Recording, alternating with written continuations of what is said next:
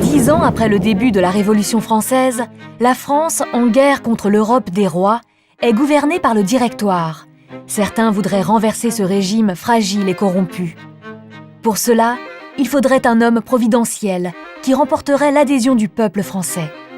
Parmi une liste de généraux, un nom sort du lot, Bonaparte. Mais qui est donc ce général si populaire ?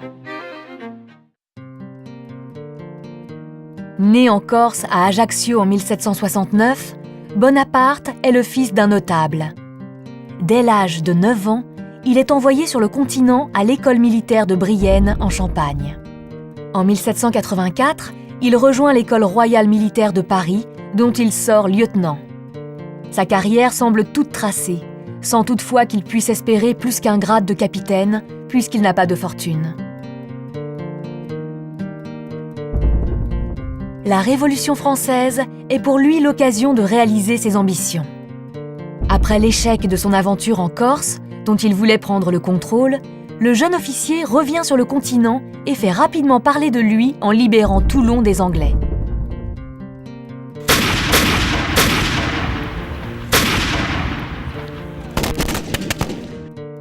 Ce premier fait d'armes lui fait gagner son grade de général de brigade. Sa réputation remonte jusqu'aux oreilles de Robespierre, auprès de qui il souhaite trouver un soutien pour des projets plus ambitieux. Malheureusement pour lui, l'arrestation de Robespierre le 9 Thermidor remet tout en question.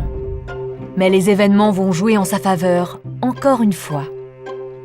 Le 3 octobre 1795, une insurrection royaliste menace les députés de la Convention. Bonaparte est recruté et commande la défense des députés. Il fait parler la poudre et écrase les insurgés royalistes. Cette répression le rend très populaire. Dans tout Paris, on ne parle plus que du général Vendémiaire, le sauveur de la République. C'est le début d'une grande carrière militaire. Élevé au rang de général de division, on lui confie le commandement de l'armée qui doit mener la campagne d'Italie contre l'Autriche. Grâce à son génie militaire, Bonaparte vole de victoire en victoire. Castiglione, Lodi, Rivoli et Arcole sont les plus célèbres. En avril 1797, l'Autriche capitule. Bonaparte impose alors le traité de Campo Formio et forme en Italie du Nord la République cisalpine.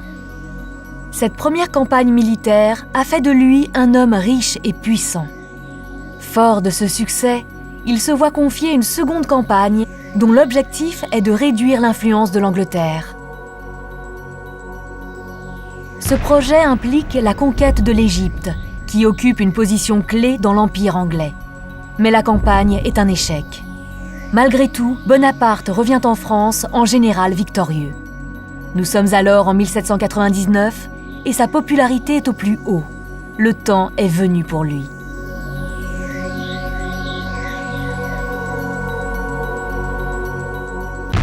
Le 18 Brumaire, 9 novembre 1799, il fait partie du coup d'État qui renverse le Directoire et le remplace par une commission de 3 membres dont il fait partie. Ce coup d'État marque la fin de l'ère révolutionnaire et le début de la carrière politique de Bonaparte.